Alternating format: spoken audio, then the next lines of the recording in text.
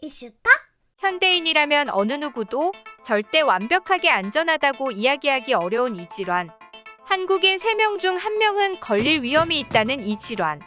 바로 당뇨인데요.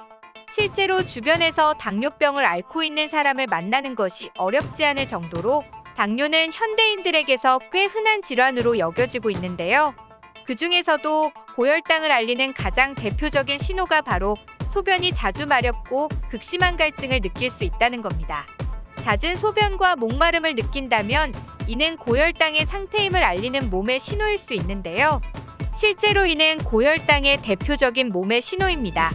고혈당에 해당하는 사람들은 갈증이 느껴져 물을 마셔도 그것이 해소되었다고 느껴지지 않는 경우가 많으며 설령 물을 마신 후 짧은 시간 동안은 갈증이 해소되었다고 느낄 수 있지만 이내 또다시 목마름을 느끼는 경우가 많습니다.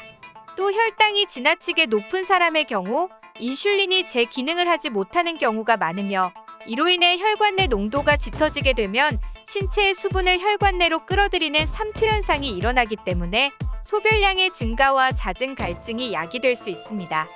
고혈당을 알리는 미묘한 신호 두 번째, 극심한 감정 변화가 자주 나타날 수 있습니다. 이건 많은 사람이 모르고 지나치기 쉬운 신호일지 모르겠는데요.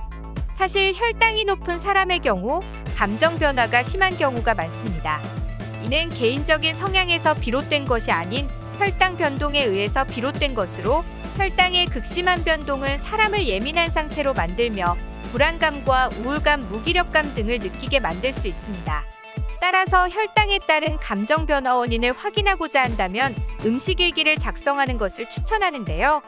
이때 섭취한 음식의 종류와 음식을 섭취한 시간이나 음식을 섭취했을 때 나타났던 증상 등에 대한 부분을 기록해두면 자신의 감정 변화를 야기하는 음식의 종류나 양의 특성을 파악할 수 있어 도움이 될 수 있습니다. 고혈당을 알리는 미묘한 신호 세 번째, 눈이 침침해질 수 있습니다. 특히 눈의 수정체는 혈당의 농도와 변화에 민감한데요.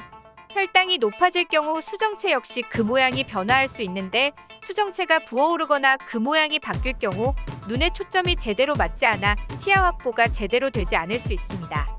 혈당의 상승으로 인해 흐려진 시력은 일반적인 시력과 달리 혈당이 안정화가 되고 나면 점차 다시 이전의 상태로 회복된다는 것이 그 특징입니다.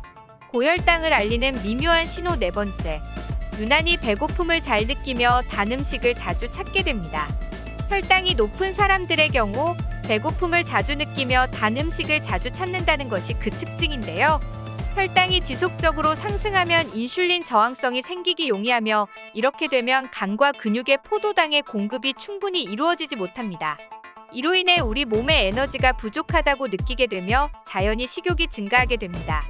특히 포도당 함량이 높은 단 음식에 대한 요구가 늘어나게 되는데요. 인슐린 저항이 있을 경우 포도당이 세포로 제대로 공급되지 않아 음식을 충분히 섭취했음에도 지속적으로 배고픔을 느끼게 될 수 있습니다. 지금까지 여러분들이 모르고 지나친 혈당이 높다는 신호에 대해 함께 살펴보았는데요.